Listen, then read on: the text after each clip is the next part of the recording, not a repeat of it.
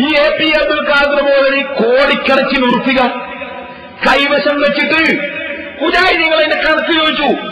ജില്ലാ സെക്രട്ടറി മമ്മു കണക്ക് ചോദിച്ചു യോഗത്തിൽ. മമ്മൂനോട് ഇയാളെന്താ പറഞ്ഞെന്നറിയോ?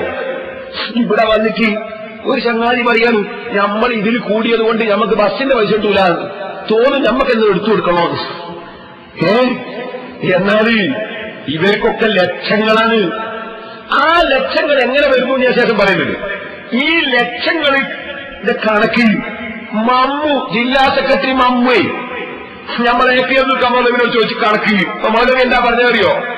മമ്മു കുപ്പായം ഞാൻ കഴിക്കാം, മുണ്ടും മണേ കഴിക്കാം, ട്രൗസർ കഴിപ്പിക്കരുതേ എന്നാ പറഞ്ഞു. നിന്നെ കണക്ക് പറയൂല.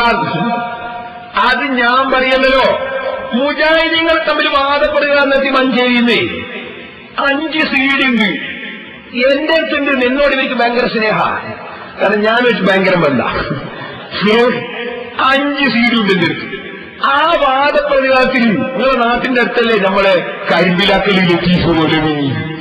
ആ അബ്ദുൽ ലത്തീഫ് മൗലവി ചോദിക്കാണ്, നിങ്ങൾ കണക്ക് ചോദിച്ചിട്ട് മമ്മൂനോട് പറഞ്ഞ് ട്രൗസർ വയ്ക്കാൻ പറ്റൂലെന്നല്ലേ, അതുകൊണ്ടല്ലേ നമ്മൾ രണ്ടായത് എന്ന് ചോദിക്കുന്ന ആര്? അബ്ദുൽ ലത്തീഫ് മൗലവി. അതൊന്ന് വെച്ചാട്ടെ മമ്മു.